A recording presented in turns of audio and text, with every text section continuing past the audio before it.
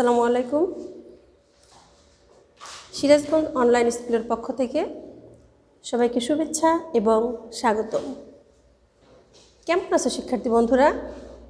আশা করছি ভালো আছো, সুস্থ আছো, সামাজিক দূরত্ব বজায় রেখেই চলছো তো? বাইরে যেতে মাস্ক ব্যবহার করো তো? সব নিয়মকানুন কিন্তু অবশ্যই মেনে চলবে, আর বাড়িতে বসে লেখাপড়াটাও চালিয়ে যাবে।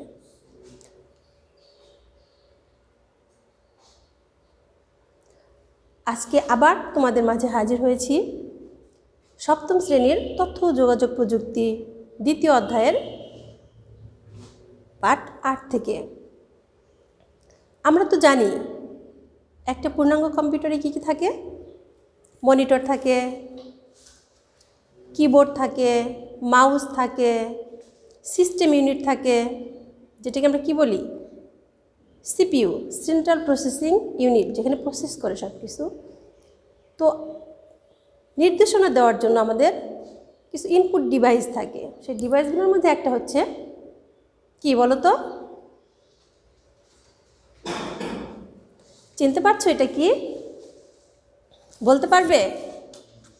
জানি সবাই বলতে পারবে। এটা হচ্ছে কিবোর্ড। কিবোর্ড হচ্ছে কম্পিউটার একটা ইনপুট ডিভাইস। তাহলে আমাদের আজকের পাঠের বিষয় হচ্ছে কিবোর্ড। কিবোর্ড পরিচিতি। কি মানে যে চাবি, আমরা কিন্তু সবাই জানি। তো এই কিবোর্ডের এই বোর্ডে অনেকগুলো কি আছে। এক একটা কির এক একটা কাজও আছে। যখন আমরা এই কিবোর্ড নিয়ে আলোচনা করব, এই কিবোর্ডের কীগুলো নিয়ে আলোচনা করব, তখন আমরা কি শিখতে পারবো? দেখো তো বন্ধুরা, যে কিবোর্ডের বিশেষ কীসমূহ সম্পর্কে ব্যাখ্যা করতে পারবো, যে কোন কোন কী দিয়ে আমরা কি কি কাজ করতে পারি। তাহলে আজকে আমরা কি করব? কিছু প্রয়োজনীয় কী সম্বন্ধে আলোচনা করব। এখানে অনেকগুলো কী আছে, তাই না বন্ধুরা? দেখো, এর মধ্যে সবচেয়ে বড় একটা কি আছে, এটার নাম কি বলতে পারবে? স্পেস বার কি। তারপর কি আছে? Caps lock.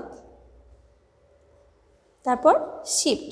শিফটটা কিন্তু কিবোর্ডের দুই পাশেই থাকে। আমরা বাম হাত এবং ডান হাত দু হাত দিয়ে কিন্তু এই শিফটটা কী করতে পারি? ব্যবহার করতে পারি। তারপর কি আছে? ইন্টার কি। তারপর ব্যাক স্পেস কি। ব্যাক মানে কি? ফিরে আসা, তাই না? জানি তো আমরা। তো এই সবগুলা কি সম্পর্কে আমরা আলোচনা করব। এটা হচ্ছে ডিলিট কি। ডিলিট মানে কি?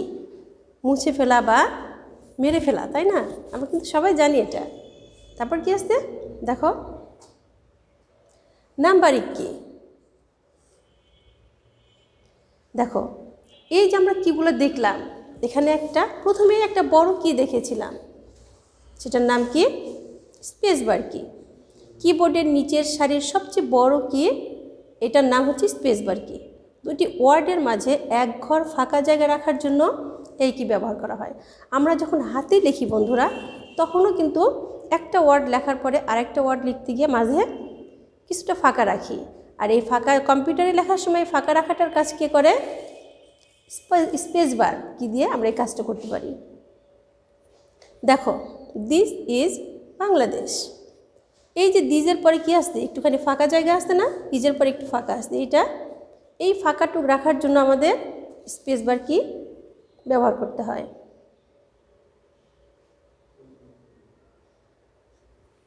দেখো, এটা কি দেখতে পাচ্ছ? Caps lock. আমরা সবগুলো লেখা যদি বড় হাতের করতে চাই বা সবগুলো লেখা যদি ছোট হাতের করতে চাই, তাহলে আমাদের ক্যাপস লকে চাপ দিতে হয়। দেখো, দিস ইজ বাংলাদেশ। এখানে কিন্তু সবগুলো কি আছে? বড় হাতের আছে না বন্ধুরা? তো আমরা যদি আবার সবগুলো ছোট হাতের করতে যাই, তাহলেও ক্যাপস লকে চাপ দিতে হবে। তাহলে ক্যাপস লকটা কী জন্য? যে আমরা ছোট হাতের বা বড় হাতের করতে চাইলে ক্যাপস লকে চাপ দিয়ে, যদি সবগুলো ছোট হাতের করতে চাই বা সবগুলো বড় হাতের করতে চাই, তাহলে ক্যাপস লকে চাপ দিয়ে আমরা সে কাজটা করতে পারবো। দেখো শিফট কি, ক্যাপস লক বন্ধ অবস্থায় যদি থাকে, ধরো এখন আমরা ছোট হাতেরও করব না সবগুলো, আবার বড় হাতেরও করব না, কি করব, প্রথম অক্ষরটা বড় হাতের করব।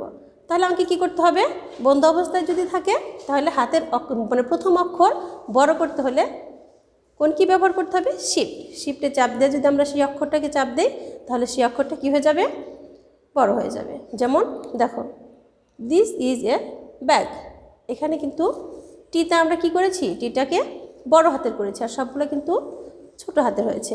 আর এই কাজটা করার জন্য আমাকে কোন কি ব্যবহার করতে হয়েছে, শিফট কি।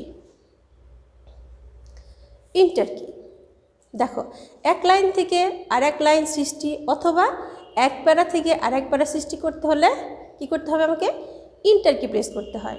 এখন আমি এক লাইন লিখলাম বা একটা ওয়ার্ড লিখলাম বা একটা সেন্টেন্স লিখলাম, লেখার পরে নিচের লাইনে যখন যাব আমরা তখন কি করব, ইন্টার কিতে চাপ দেব।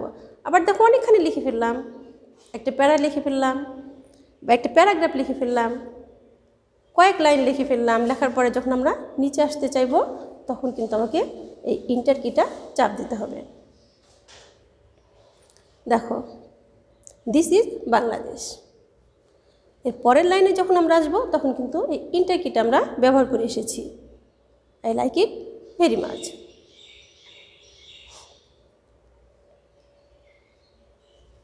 ব্যাক স্পেস, ব্যাক মানে আমরা কি জানি তো, ফিরে আসা, তাই না?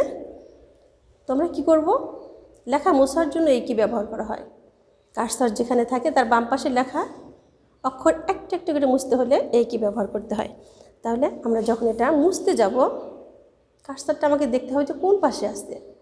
আমরা যে অক্ষরটা মুছতে যাব তার ডান পাশে কার্সরটা রেখে আমরা যখন ব্যাক স্পেসে চাপ দেব তখন কিন্তু এই লেখাগুলো মুছে যাবে।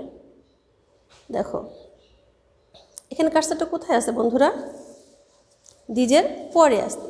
আমরা যদি ব্যাক স্পেসটা ব্যবহার করতে চাই তাহলে এই দিজটা কী হয়ে যাবে, মুছে যাবে।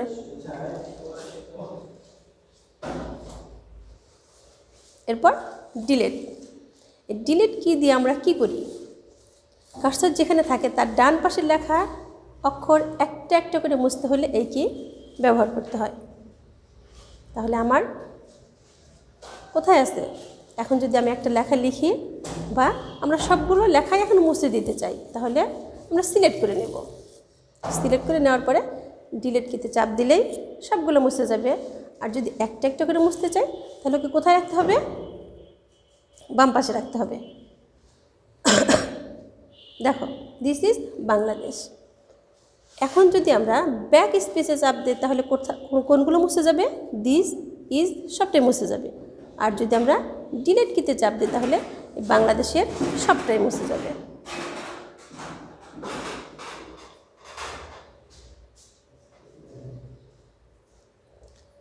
ফাংশন কি,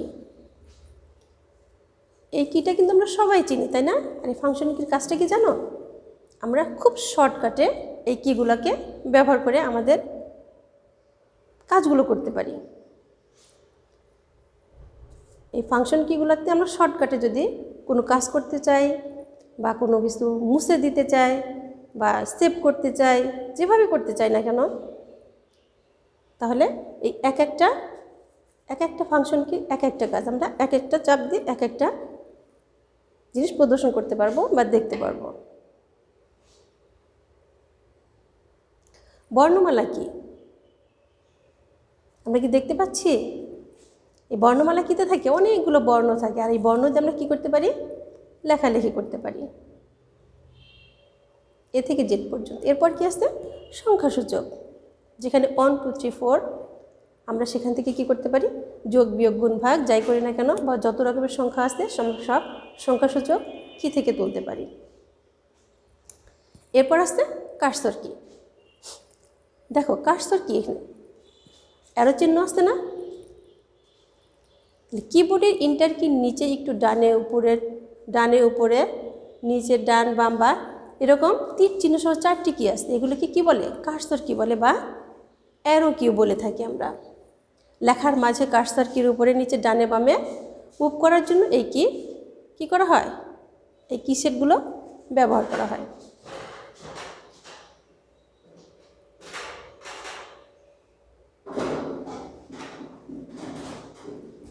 দেখো আমরা এই যে এতক্ষণ আলোচনা করলাম যে আমাদের একটা ইনপুট ডিভাইস হচ্ছে কিবোর্ড, আর আমরা যত রকমের লেখালেখি করি, যত রকমের কমান্ড দিই, যত কিছু করি না কেন সব কিছু কিন্তু আমরা কোথা থেকে করি?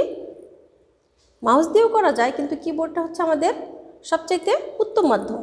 এই মাধ্যমে কিন্তু আমরা যত রকমের ইনপুট, যত রকমের ডাটা দেওয়া বা নির্দেশনা দেওয়া সবগুলোই কিন্তু আমরা কিবোর্ড থেকে দিয়ে থাকি। তো আমরা এবার বাড়ির কাজ দিয়ে দেই। যেহেতু তোমরা বাড়িতেই বসে আছো, স্কুলে আসার নির্দেশনা এখনও হয়নি, যে কোনো 3টি কি এর ব্যবহার বাড়ি থেকে লিখে নিয়ে আসবে। আর এই ব্যবহারটি লিখে কি করবে? স্কুলে এসে তোমার ক্লাস টিচার, যে তোমার যে বিষয়ের টিচার সেই বিষয়, তোমার আইসিটি বিষয়ের শিক্ষক যদি থাকে তার কাছে এটা নিয়ে যাবে। কিন্তু স্কুলে আসার সময় অবশ্যই মাস্ক ব্যবহার করবে, সামাজিক দূরত্ব বজায় রেখে আসবে কিন্তু বন্ধুরা। তো ধন্যবাদ সবাইকে, আজকের মতো এই পর্যন্তই। পরবর্তীতে আমরা আবার হাজির হব নতুন কোনো অধ্যায় নিয়ে। সে পর্যন্ত ভালো থাকবে, বাড়িতেই থাকবে এবং ঘন ঘন সাবান দিয়ে হাত ধুবে, স্বাস্থ্যবিধি অবশ্যই মেনে চলবে। ধন্যবাদ বন্ধুরা।